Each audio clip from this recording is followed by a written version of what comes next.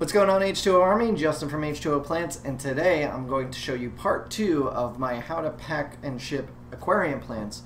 This time we're going to be touching on what I do to make sure that the plants are properly packed for winter type conditions. So stay tuned.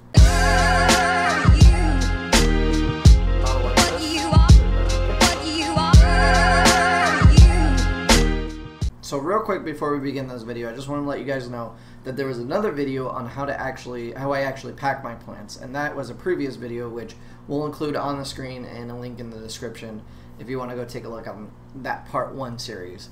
This part 2 is going to touch on how we wrap in the insulation and the heat pack and what we do to ensure that the temperatures of the plants don't drop below freezing, because if they freeze they will die. One thing to note here, I use a reflective bubble wrap tape. I don't think I mentioned it in the clips. I got that at Lowe's. You could go and pick it up. Also, Amazon has it. It's called Reflectex, I think it's called. Just an aluminum foiled bubble wrap that has insulation properties. It's nothing too extreme. It's easy to work with, but that's just what I use. I know a lot of people use other types of insulation, which is perfectly fine. That's what I use. It seems to work the best for me.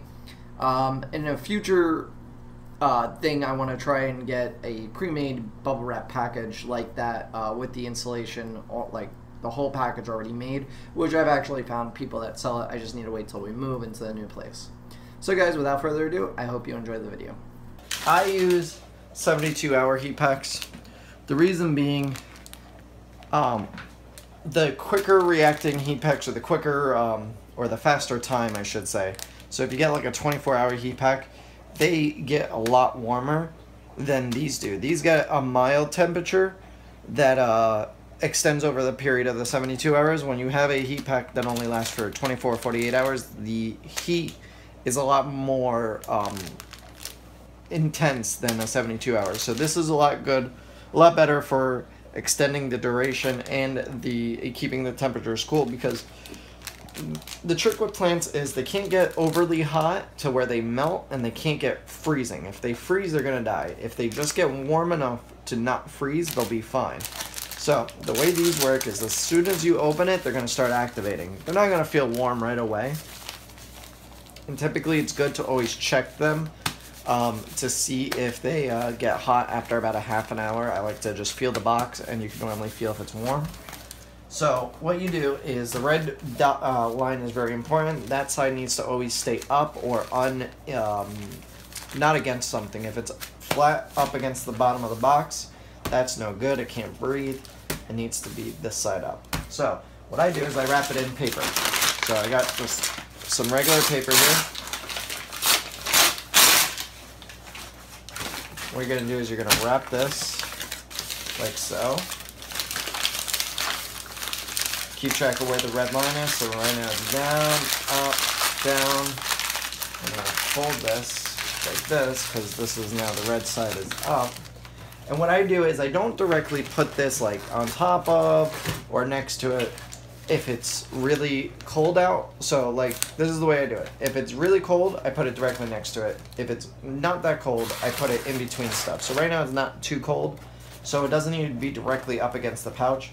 And my logic behind this, and it's been working so far, so I don't know, there might be a better way to it, but basically the heat pack is going to keep the air in the box at a decent temperature above 35 degrees normally, because the heat pack is good for about 15 to 20 degrees difference normally. So should keep this above freezing in any temperatures of less than 35 to about probably about 15 degrees Fahrenheit. So the box will stay warm, which will then keep this warm, because what happens with this reflective is it reflects heat and cold off of it. So whatever the internal temperature is, it'll stay at that pretty much, unless it's leaking air by some gap or whatnot.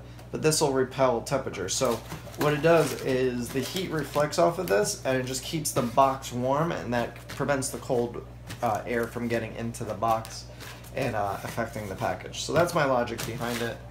And this is Emily. So far it's been working. So that's how I ship, in case you want to know how you ship plants in the cold weather with a heat pack.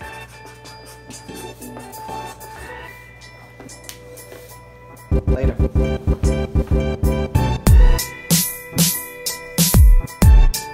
bye.